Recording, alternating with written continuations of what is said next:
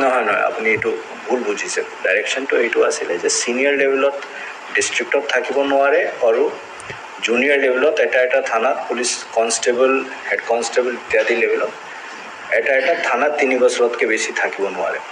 আপুনি কথাটো এটা বুজিব লাগিব যে কনষ্টেবল লেভেলত যিখিনি মানুহ ইণ্ডাক্ট হয় এইখিনি তেওঁলোকক আমি তেওঁলোকৰ হোম ডিষ্ট্ৰিক্টৰ পৰা বহুত দূৰত পঠাই দিলে উচিত নহয়।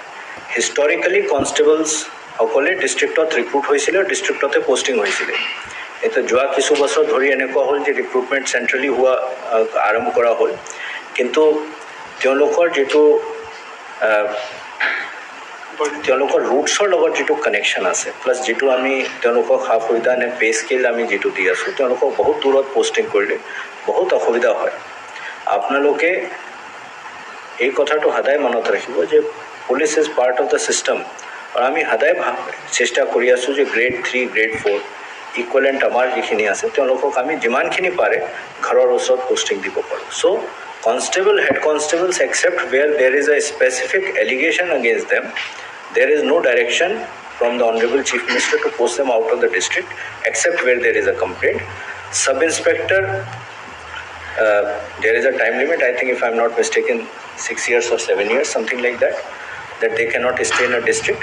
But yes, in any police station not more than 3 years, and at senior levels 3 years in a district.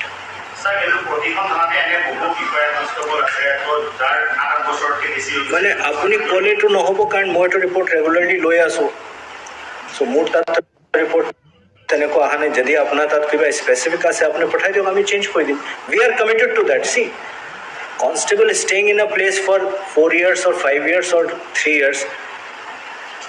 How does it matter to police headquarters? Police headquarters has a policy, and if policy has not been followed, we will take action.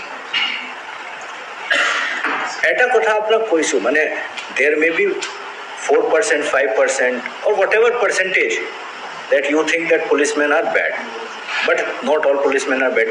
So please don't target the entire police community. Every policeman is not bad, and my personal experience is that 90-95% policemen are extremely good human beings.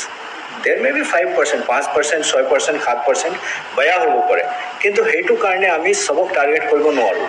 আপুনি যদি যিখিনি আমাৰ junior লেভেলৰ আমাৰ বিষয়া কৰ্মীসকল আছে তেওঁলোকৰ যদি আপোনালোকে কথাটো চিন্তা কৰে, তেওঁলোকৰতো মাটিৰ লগত জড়িত হৈ থকা মানুহটো কিমান ঘৰৰ পৰা দূৰত পঠাই দিব।